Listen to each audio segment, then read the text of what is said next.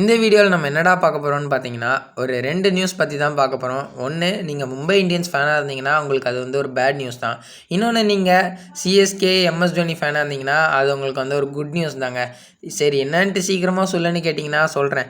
MS தோனியோட Jersey number வந்து அஃபிஷியலாக retire பண்ணிட்டாங்க. எம்எஸ் தோனி 2019லேயே இன்டர்நேஷ்னல் கிரிக்கெட்லேருந்து ரிட்டையர் ஆகிட்டார்ல. இப்போது அவரோட ஜெர்சி நம்பரான 7ஐயும் இப்போ கூடயே சேர்த்து ரிட்டையர் பண்ணியிருக்காங்க பிசிசிஐ. இதனால் என்ன ஆகும்னு கேட்டிங்கன்னா, இப்போ எம்எஸ் தோனியோட ஜெர்சி நம்பர் 7 இருக்குல்ல, அது இந்தியாவில் யாராலையுமே நம்ம வியர் பண்ண முடியாது கிரிக்கெட் பிளேயராக இருந்தாங்கன்னா. இந்த நியூஸை கேட்கும்போது எல்லாருக்கும் கொஞ்சம் ஹாப்பியாக தான் இருக்கும், எம்எஸ் தோனியோட ஜெர்சி நம்பரை ரிட்டையர் பண்ணது. சரி, இந்த நியூஸை பற்றி நீங்கள் என்ன நினைக்கிறீங்கன்ட்டு கமெண்ட்டில் சொல்லுங்கள். அப்புறமா மும்பை இந்தியன்ஸ் ஃபேனுக்கு ஒரு சேட் நியூஸ்னு சொன்னீங்க, என்னடா அதுன்னு கேட்டிங்கன்னா சொல்கிறேன், அதையும் கேளுங்க.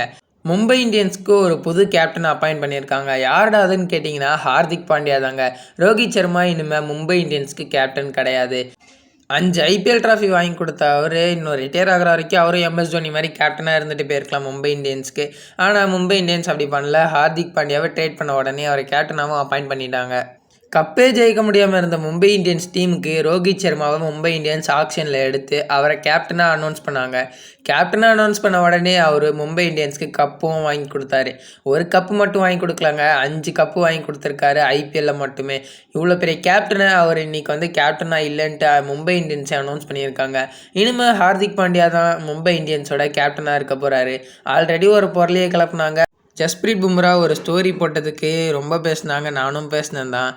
ஆனால் இனிமேல் அப்படி நடக்கிறதுக்கு சான்ஸ் இல்லை. ஏன்னா ட்ரேடிங் விண்டோவும் க்ளோஸ் ஆயிடுச்சா. அது மட்டும் இல்லாமல் இந்த வருஷம் ஃபுல்லாக அவர் மும்பை இந்தியன்ஸ்க்கு தான் விளையாடி ஆகணும். ரோஹித் சர்மா இனிமேல் கேப்டன் இல்லைன்னு சொல்லிட்டாங்க. ஹார்திக் பாண்டியா தான் இனிமேல் கேப்டனு. அவங்க 2 பேரும் சேர்ந்தா 6 கப்பு அடிச்சிருக்காங்க தான், இல்லைன்னு சொல்லலை. சரி, இருந்தாலும் ரோஹித் சர்மா இத்தனை வருஷம் மும்பை இந்தியன்ஸ்க்காக விளையாண்டு 5 கப்பு அடித்து கொடுத்துருக்காரு. அவர் இனிமேல் மும்பை இந்தியன்ஸ்க்கு கேப்டன் இல்லை, ஒன்லி பிளேயர் தான்ட்டு மும்பையே சொல்லியிருக்காங்க. இருந்தாலும் மும்பை இந்தியன்ஸ்க்கு ஒரு லெகசியே க்ரியேட் பண்ணி கொடுத்துருக்காரு. கப்பே அடிக்க முடியாமல் இருந்த டீமை 5 கப் அடிக்க வச்சுருக்காரு. சரி, பார்க்கலாம் இனிமேல் ஹார்திக் பாண்டியா அவரோட கேப்டன்சியில் என்ன பண்ணி கொடுக்குறாருன்ட்டு. ஆனால் இனிமேல் ஐபிஎல்ல எம்எஸ் தோனி வர்சஸ் ரோஹித் சர்மான்ற ரைவல்ரி இனிமேல் இருக்க போகிறது இல்லை. எம்எஸ் தோனி வர்சஸ் ஹார்திக் பாண்டியா தான் இனிமேல் இருக்க போகுது. சரி, பார்க்கலாம். அப்புறமா இன்னொரு முக்கியமான நியூஸ் இருக்குது, என்னன்னு தெரியல, அது எந்த அளவுக்கு உண்மைன்னு தெரில. இந்தியாவில் T20 லீக்னு ஒன்று புதுசாக ஆரம்பிக்க போகிறாங்கன்னு சொல்கிறாங்க, செப்டம்பர் டு அக்டோபர்ன்ட்டு. அது எந்த அளவுக்கு உண்மைன்னு தெரியல. வந்தால் நல்லா தான் இருக்கும். ஆனால் ஃபஸ்ட்டு T20 கிரிக்கெட்டு 2007-06 ஸ்டார்ட் ஆச்சு. அப்போவே T20 கிரிக்கெட்டில் என்னடா 20 ஓவர் விளையாடி என்னடா இருக்க போது, 50 ஓவர் விளையாடினா தான் நல்லாயிருக்கும்னு பேசிகிட்டு இருந்தாங்க. ஆனால் இப்போது 50 ஓவர் மேட்ச் பார்க்குற அளவுக்கு யாருக்குமே இன்ட்ரெஸ்ட் இல்லை T20 கிரிக்கெட் பார்க்குற அளவுக்கு. ஆனால் T20 கிரிக்கெட் ஸ்டார்ட் ஆனதுக்கப்புறமா உடனே அதுக்கு ஒரு வேர்ல்டு கப்பு, T20 வேர்ல்டு கப்னு ஒன்று அனௌன்ஸ் பண்ணி அதையும் நடத்துனாங்க. அதெல்லாம் அப்படியே போயிட்டுருக்கும் போது இப்போது T20 கிரிக்கெட் தான் இப்போ ஃபேமஸ் ஆகிருக்குது. ஆனால் அதுக்கப்புறமா இப்போது அபுதாபியில் T10 லீக்னு ஒன்று ஸ்டார்ட் பண்ணாங்க. அதுவும் ஸ்டார்ட் பண்ணி கொஞ்சம் வருஷம் இருக்கும்.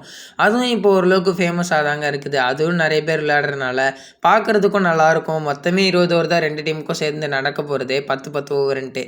ஸோ அதுவும் இனிமேல் இன்ட்ரெஸ்டிங்காக தான் இருக்கும். நடந்தால் நல்லா தான் இருக்கும். சரி, பார்க்கலாம். இந்த வீடியோ பற்றி நீங்கள் என்ன நினைக்கிறீங்கன்றவங்க கருத்தை கமெண்ட்டை சொல்லிட்டு போங்க. வேற ஒரு வீடியோவில் உங்கள் எல்லாரையும் வந்து பார்க்குறேன். அது வரைக்கும் வெயிட் பண்ணுங்கள். டாட்டா, பாய்.